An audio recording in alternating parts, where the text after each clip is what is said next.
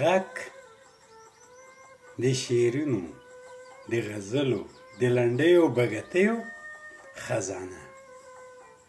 خو چې راویښ شي دا غزلې، دا بګتۍ، دا نوي شعرونه باید راویښ شي. په څه شي؟ د مینې په اور. دا د مینې اور سپېڅلی اور ده، ځکه چې له خدایي سرچینو راځي زموږ دننه، او زړه د بدن دننه جاري چینه ده. دا چینه باید پرېږدو چې دا سپېڅلی اور فوارې ورنه ووهي. پرېږده چې دا خیرن ذهن پکې وسوځي. پرېږده چې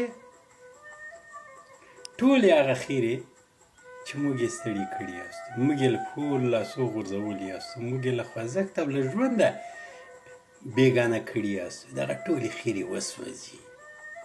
او پرېږده چې دغه مینهګار درد له خولې او له ژبې جاري سي. دغه دي هغه شعرونه، هغه بګتۍ، هغه لنډۍ چې لا تر اوسه مو نه دي اورېدلي. او دا بګتۍ له بل ځایه نه راځي. فقط زړه ته باید وخت ورکړو چې د مینې اور په لمبو شي.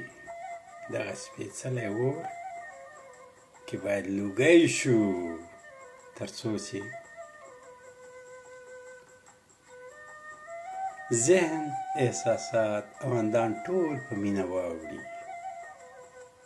د دې وړ یاستو چې د مینې یو ځانګړې څېره واوسو. خدای چې پنځولی وي نو څه به وي؟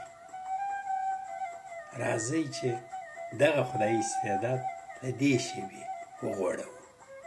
په مینې سره د مینې ډک واوسئ او د مینې څېرې واوسئ.